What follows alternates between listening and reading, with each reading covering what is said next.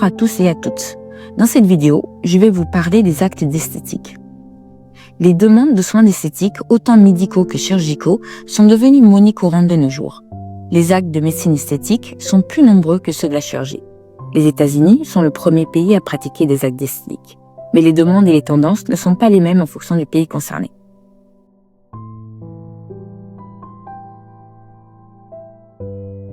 Les demandes ainsi que les méthodes de pratique des soins ne sont pas les mêmes en fonction des pays. La France et les pays d'Europe de manière générale sont plus orientés vers un résultat doux et naturel. Les actes sont planifiés pour ralentir le vieillissement prématuré et estomper les effets du temps.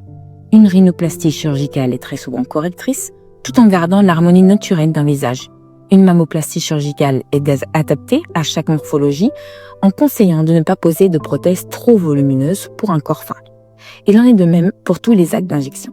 Le résultat d'un effet bonne mine sera privilégié par rapport à un effet criard et non naturel. Il est préféré dans notre pays d'avoir des suites les moins contraignantes possibles avec un retour au quotidien sans éviction sociale. Au contraire, les États-Unis prônent le surfait et il n'est pas rare de voir certaines célébrités transformées après des actes d'esthétique.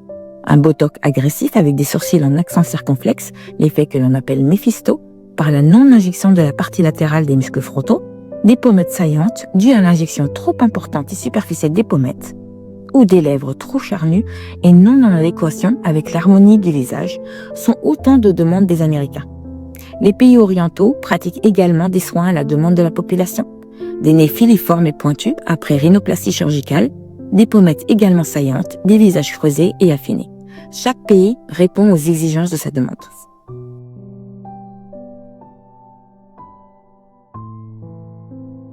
De nouvelles tendances apparaissent régulièrement et se répandent à vitesse folle grâce aux vidéos sur les nombreux réseaux sociaux.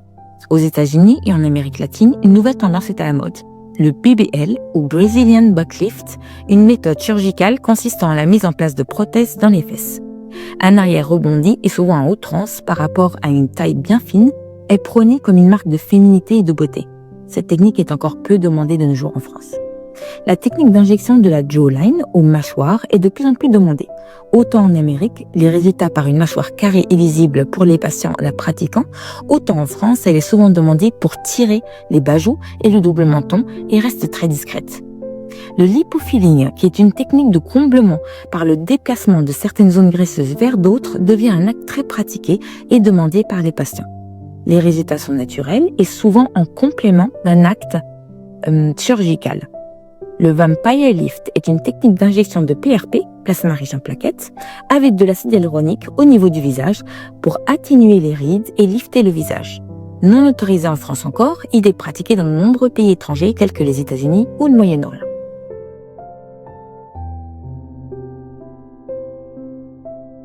De nombreux patients sont tentés par des actes d'esthétique dans les pays étrangers tels que les pays du Maghreb ou la Turquie.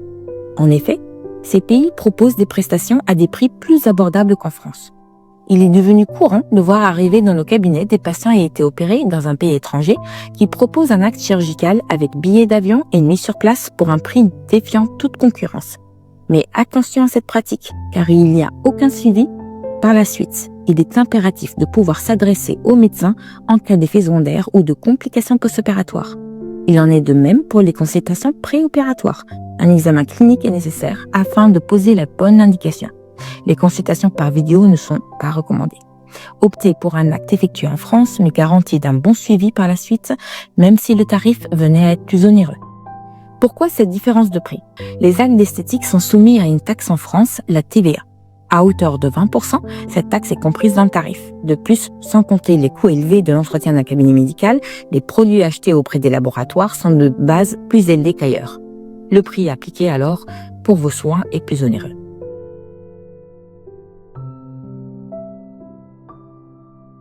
Il existe toujours des nouveautés de techniques, de produits et de soins proposés aux patients. Le domaine de l'esthétique innove et se développe énormément. Les demandes sont variables d'un pays à un autre et les offres également. Je préconise une médecine esthétique douce, naturelle et en harmonie avec votre personne. À mot d'ordre, ne confiez pas votre santé aux mains de n'importe qui, même si cela va de pair avec des tarifs plus onéreux. Demandez toujours conseil à votre médecin. Prenez soin de vous.